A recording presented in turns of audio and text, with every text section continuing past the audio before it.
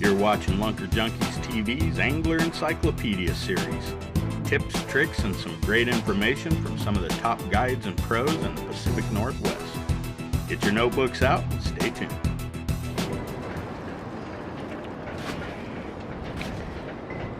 When you know you're going to smoke fish, you might as well get it prepared at the fish cleaning station.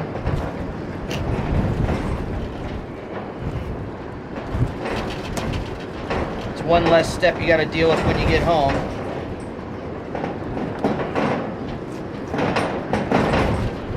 You know, as a guide in Alaska and Oregon, I get a ton of questions about my smoked salmon recipe.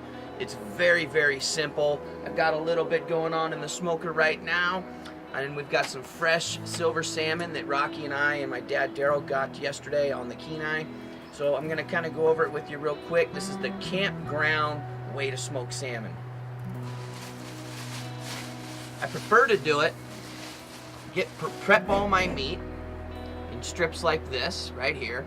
So when I'm filleting my fish and I know I'm gonna smoke it, I get it all ready right then and there at the fish cleaning station, bring it home, okay? So there's all of our smoked salmon.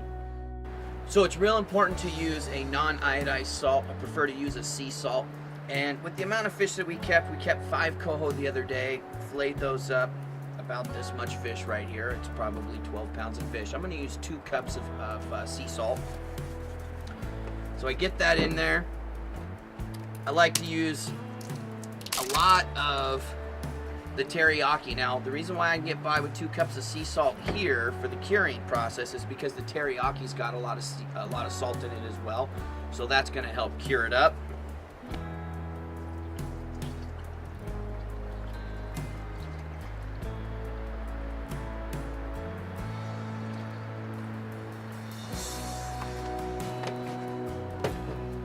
Pour in my first bottle and start stirring.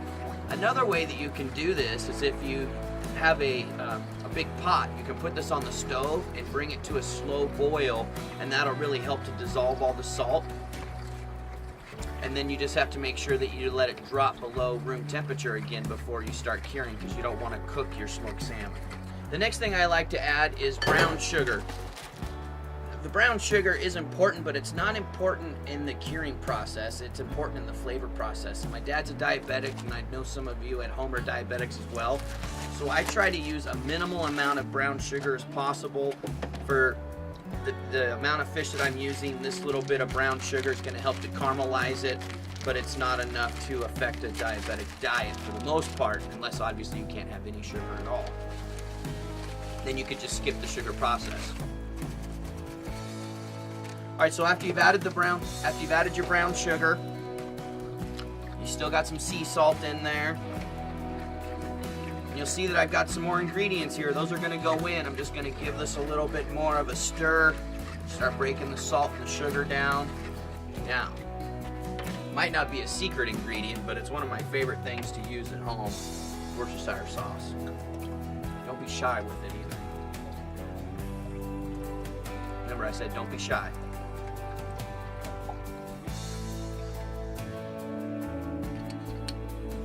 Empty.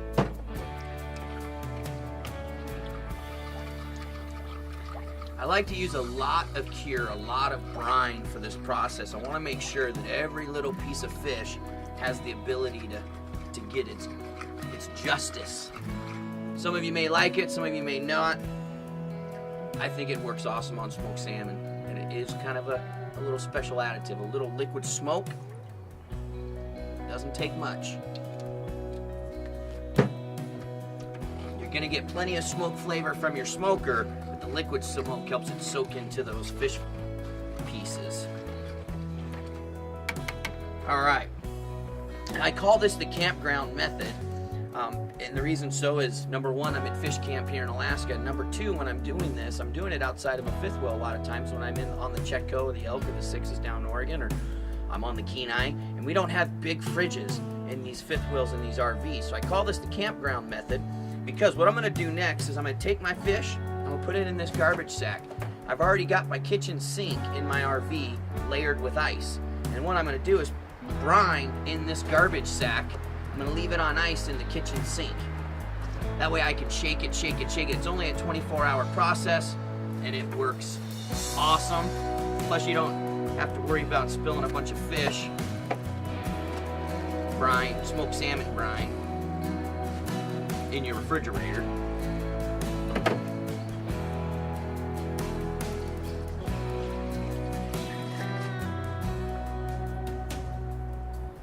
So I still got a little bit of my salt and sugar right there.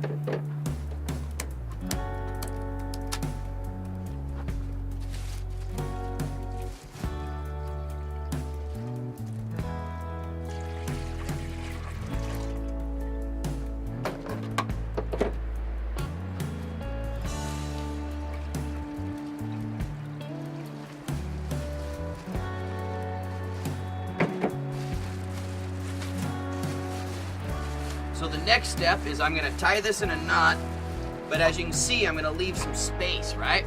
I'm gonna double layer this bag. I'm gonna put layer ice in my sink of my RV or my house. I do this in my house a lot.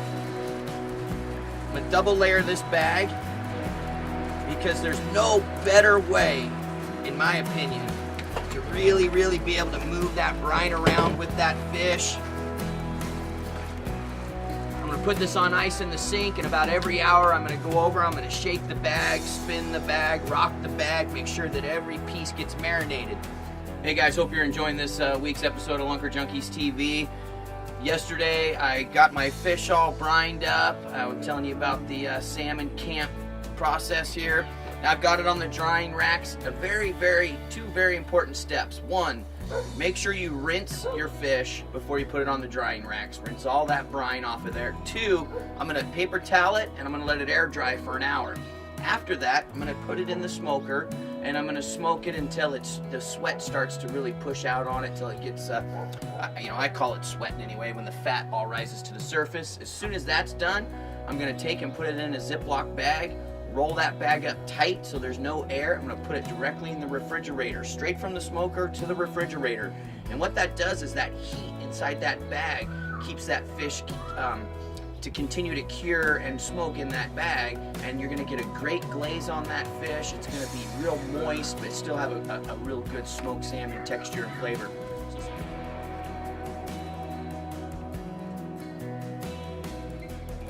Well, now that you guys are all ready to go out and catch some salmon after hopefully learning some techniques from this week's episode, the final product, the man candy. Let's see what we get. Had it on the smoker for about 6 hours with the Bradley smoker. You know, everybody does a little bit different. When it's on the smoker, you know it's done when it breaks perfectly apart.